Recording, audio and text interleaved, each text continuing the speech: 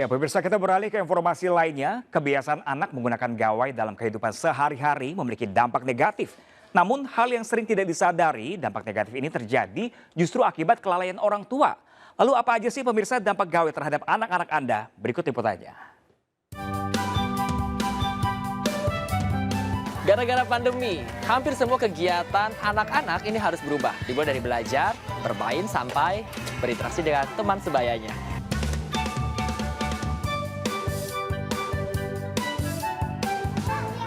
Menempelnya anak-anak pada gadget ini membuat orang tua pusing untuk tetap mengontrol mereka dari konsumsi dunia digital mereka.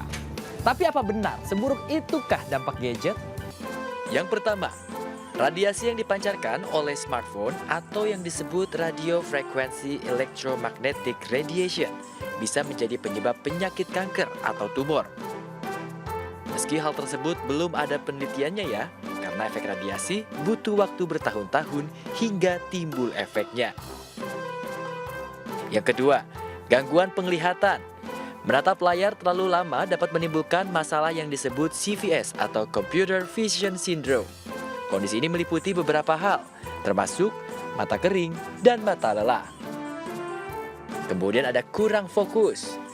Dr. Miriam Stoppard mengatakan bahwa paparan cahaya yang berlebih sebelum tidur dapat mempengaruhi kerja otak sehingga berdampak pada kualitas tidur dan fokus sehari-hari.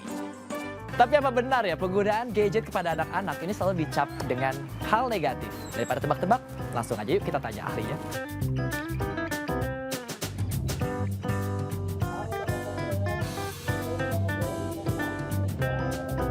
Baik, yang jelas sejak sebelum pandemi, gadget memang sudah menjadi ancaman. Oke. Ketika pandemi, ketika anak diharuskan, terpaksa, dan memang tidak bisa kemana-mana, sehingga akhirnya pilihan yang ada hanyalah di rumah bersama gadget, belajar juga dengan gadget, nggak bisa melakukan kegiatan-kegiatan yang tadinya bisa dilakukan, yang tadi bisa olahraga nggak bisa olahraga, yang tadinya bisa seni nggak bisa seni, tadi yang bisa punya aktivitas nggak bisa kemana-mana. Dan yang paling penting juga akhirnya jadi mengurangi kesempatan sosialisasi. Oke. Nah, banyak anak yang akhirnya selama 2 tahun ini yang tadinya berani jadi takut, jadi nggak berani gitu ya. Memang waktu itu ada pendapat bahwa anak-anak sebaiknya tidak megang gadget sampai umur tertentu gitu.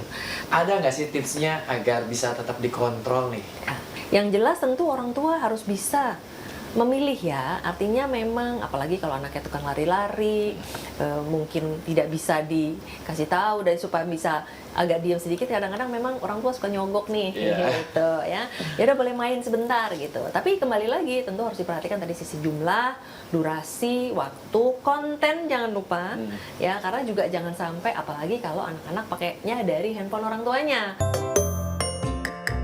Penggunaan gadget bukanlah hal yang bisa kita hindari di era digital ini.